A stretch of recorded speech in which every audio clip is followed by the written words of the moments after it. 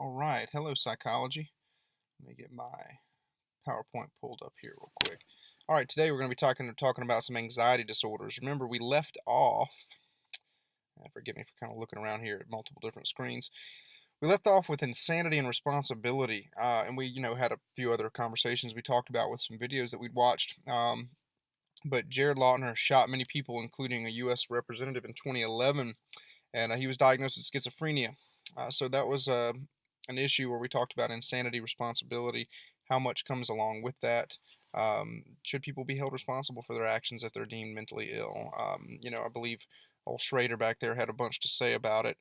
He made some excellent points. But today we're moving on to anxiety disorders. Anxiety disorders. So there's GAD, which stands for Generalized Anxiety Disorder. Then there's panic disorders.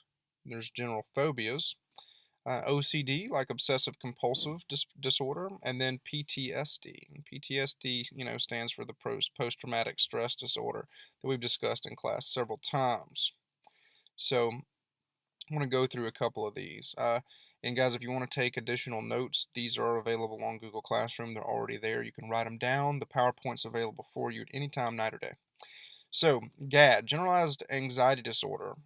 We have emotional cognitive symptoms, okay, that include worrying, having anxious feelings, and thoughts about many subjects, and sometimes free-floating anxiety with no attachment to a subject, just simply being anxious, or anxious anticipation, which interferes with concentration. So maybe something is coming up in your life, and you're struggling to deal with this. A situation. A good example of that might be a job interview is coming up, and for this new job interview, you've never met this person that's doing the interview. You've got, several concerns that are facing you. Maybe perhaps this is a new field that you don't have a tremendous amount of experience with, and so in those types of cases, people may feel anxious about an interview. They may feel like they're not prepared. The physical symptoms include autonomic arousal, all right, which is like trembling, sweating, fidgeting, agitation, and other sorts of things. These physical symptoms manifest themselves in a manner in which they're almost uncontrollable. All right. As a matter of fact, a good old-fashioned anxiety attack or panic attack can even leave people feeling as if they're having a heart attack. Maybe some of you in this room have experienced that before. I know we've talked about these topics previously. So, anxiety disorder is a condition that can be treated with medication, and that's something maybe we can get into more a little bit later, but that's one of the first. Now, there's panic disorder. Panic disorder, the quote-unquote "I'm dying" disorder. It's not just an anxiety attack. It could include many minutes of intense dread or terror, chest pains, choking, numbness, or other frightening physical sensations, and patients may feel certain that it's a heart attack. Okay, so and anxiety can lead to this. So a feeling of a need to escape, claustrophobia. Claustrophobia. Panic disorders refer to repeated and unexpected panic attacks, as well as fear of the next attack and a change in behavior. Okay, to try and prevent them. So you'll see people, they'll avoid situations. Like they'll refuse to go out into public. They will refuse to travel. They'll refuse to be alone at night. Um, Something like that, just because those situations may make them feel uncomfortable. Even geography can have an effect. So if something like this happened at the beach, maybe that person never wants to go to the beach again. If they see the beach, it makes them feel anxious. You could even have the opposite, the mountains. There's something happened in the mountains. They experienced, uh, you know, gray, hazy, rainy mountain weather, something like that. Now they're never going to want to go back again. All right, now we'll talk about a few specific phobias. Specific phobia is more than just a strong fear or dislike. It's a specific thing that's diagnosed when there is an uncontrollable, this is important, the key words, uncontrollable, irrational, intense desire to avoid some object or situation. All right, so even the image of an object can trigger that. So I believe it was your class. We took a look at some animals. We looked at spiders, things like that, and people were terrified. Some people don't want to see snakes. Some people don't want to see Sierra's cow up on the board because it has horns and udders. You never know; they might just be terrified. Um, but even images can really get them afraid of it. It's an uncontrollable, irrational, intense fear to avoid an object. Okay, like my mother is deathly afraid of snakes. She will fight you and physically harm you to get away. Okay, from a snake. So some classic fears and phobias. What trends are evident? All right, so let's look at these. Uh, a fear and a phobia. Being alone. The percentage of people surveyed that called it a fear looks like about 7 to 8% are in the fear category, and maybe 4% is a phobia. Storms, very similar, 8 to 9%, with about 2.5 to 3 as a phobia. Water, close to 10% is a fear of water, with about 3 to 4 as a phobia. And then close spaces, we're all the way up into the 12% category for fear, with about 4 to 5% as a phobia. Flying, a lot of people have flying phobias and fears. So it looks like 13 people have a fear of flying. 13% of people have fear of flying, and about 4% possess a phobia, a flying phobia. So phobia is much more across the board here, if you guys are following along with me. Blood, even just the sight of blood, the touch of blood, the smell of blood, it looks like we've got something around the neighborhood of 14%. Yep, 14% have a fear of blood, with right at 5 um, as far as a phobia. And then here we are again, heights.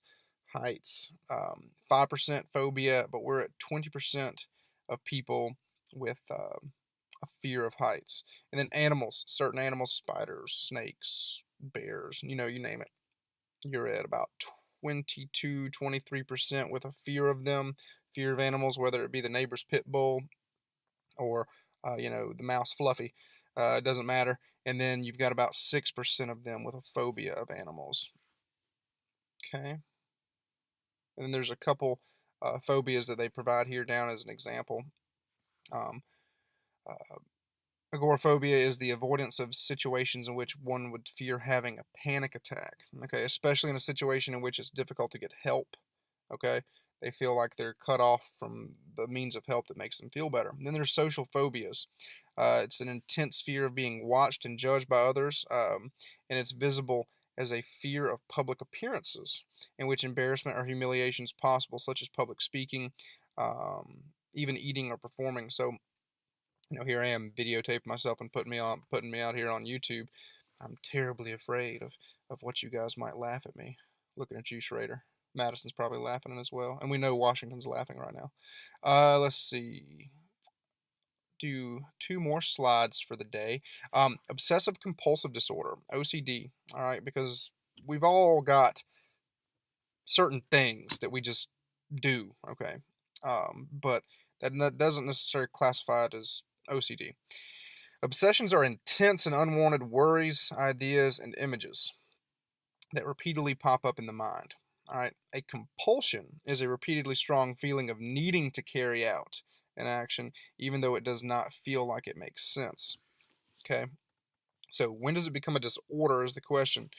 Distress, when you are deeply frustrated with not being able to control the behavior, or it becomes dysfunctional. Okay, that's when it becomes a disorder. So we used an example before, the obsessive need to wash hands or use hand sanitizer. Once it comes to the point where it's actually physically impeding your day at work, or you're running into an issue where your hands are starting to crack and dry, and maybe you need to see a medical professional about something like that. That's the level we're talking about. It's become an interruption to the successful daily objective of carrying out your life's goals. Okay, that kind of situation. Let's see. Common behaviors. All right.